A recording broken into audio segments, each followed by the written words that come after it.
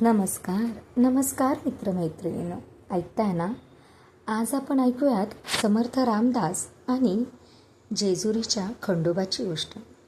एकदा समर्थ रामदास हे पुरंदर किल्ल्यावरून चाफायला जाताना जेजुरीवरून चालले होते. तेवढ्यात एक धनगर घोड्यावरून समर्थांसमोर आला. त्याने समर्थांचे दर्शन घेतले व म्हणाला, महाराज, खंडोबाचं दर्शन घेऊन जा ना. तेव्हा समर्थ हसून म्हणाले, अरे बाबा, मी रामाचा सेवक आहे. मी रामाव्यतिरिक्त इतरांना राम स्वरूपातच पाहतो. तुझ्या खंडोबाला इथूनच नमस्कार करतो. आता गड चढायला मला जमणार नाही. त्यावर तो धनगर म्हणाला, अहो महाराज, तुमच्या रामाने प्रत्येक वेळी शिवलिंग स्थापून शिवाची मनोभावे पूजा केली. त्या रामाच्या देवताला तुम्ही दर्शन घेणार नाही असं म्हणता? हे जरा आगळंच आहे. हे त्या धनगराच्या मुखातील शब्द ऐकून समर्थ चमकले. मनात विचार केला, ही माझ्या रामाचीच आज्ञा दिसत आहे. हे पाहून नाईलाजाने धनगराच्या घोड्यावर बसून जेजुरी गडावर आले.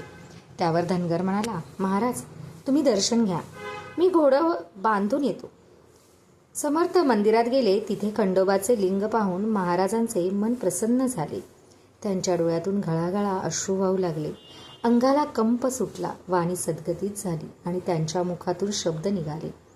पंचानन हय वाहन सूरभूषित निळा, खंडामंडित दंडित दानव अवलीळा, मणिमल्ल मर्दुनिया धूसर पिवळा, हिरे कंकण बाशिंगे सुमनांच्या माळा, जय देव जय शिव मल्हारी, वारी दुर्जन वारी निंदका पहारी, जय देव. पुढे ते म्हणतात, रघुवीर नामस्मरणे हृदयी शंकर निवाला, तो हा मंदराकीत अवतार झाला, याला गे आवडे भावे वर्णिला, रामी रामदासा जीवलग भेटला.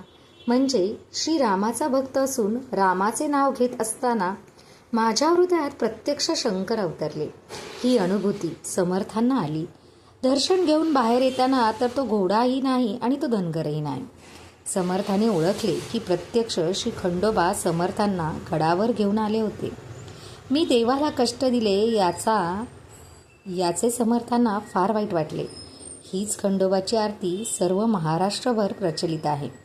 जय जय रघुवीर समर्थ. पुन्हा भेटू पुढच्या शुक्रवारी.